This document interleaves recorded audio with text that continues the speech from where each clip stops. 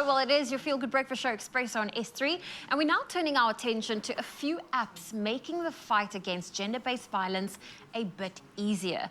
Now, great to see technology innovations being made towards that end.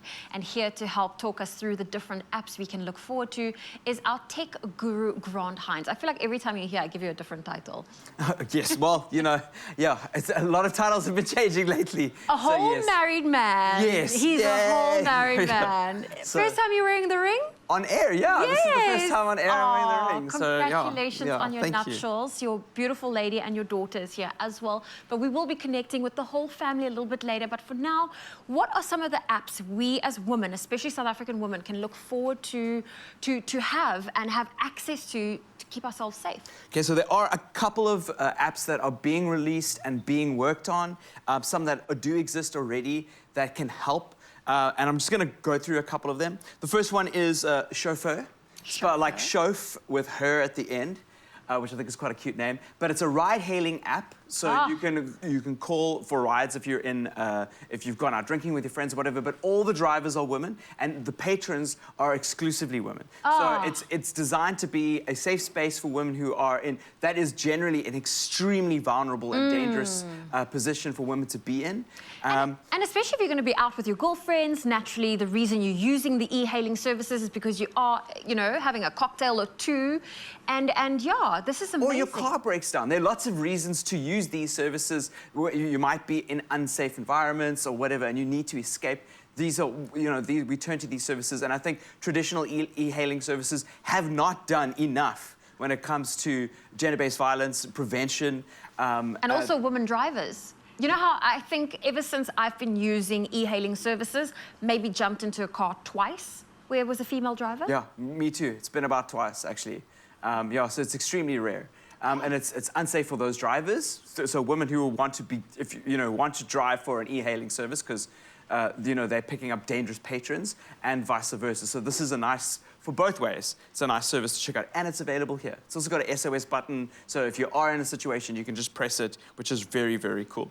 The second app is an app called Be Safe. Now, this app is not publicly available, but what it is, it's a service for private companies. If you have a big corporate or if you are an educational institute and you want to, or a private security firm, and you want to incorporate a more gender-based focus on your protection, then Be Safe is a tool that you can integrate into your existing services. So if you're a student at a university that has included Be Safe, there are SOS buttons that you can use so that you can have private security within like minutes dispatched to you, as opposed to taking forever to arrive.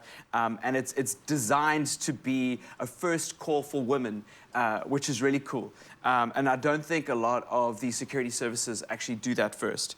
The third one is Find My Friends. Obviously, there's one on iOS, and there's Find My Friends Pro on Android. What this app does is it allows your friends and family to track your position. So if you've got loved ones who want to know where you are at all times, which is really cool, and vice versa, so they can actually track where you are as well. Yeah. So you're constantly aware of everybody's whereabouts in case you are nervous that something could go wrong. That's something cool to activate, but there's just something about being able to be tracked that makes me feel so paranoid, but it's great for people that are, track me, I'm heading here, make sure I'm safe. It's not, I like to call it a walled garden. It's great for families. Yes.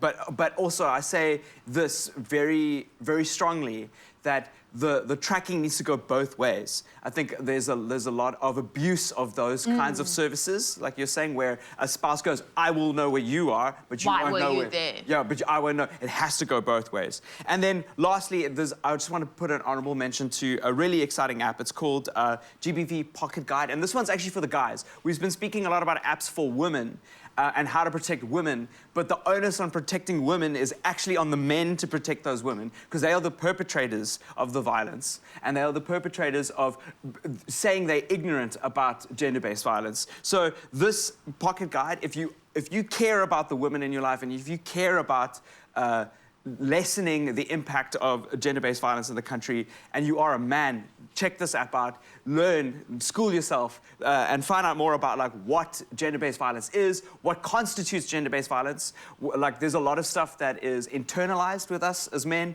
There's a lot of stuff that is culturalized with us as men that is violent and is aggressive to women. And we have to do an extreme amount of unlearning and humility instead of just you know, brushing it off and saying, it's not me, I don't hit my spouse. There's a lot of stuff that comes before that, and learning that is really important. Oh, well, Grant, it's so great to have you here. Thank you for bringing it to our radar, the different apps that is around at the moment, those who are easily accessible and those who are available for corporates to be able to incorporate and make sure that everyone is safe. Grant, we'll chat to you and your new bride pretty soon.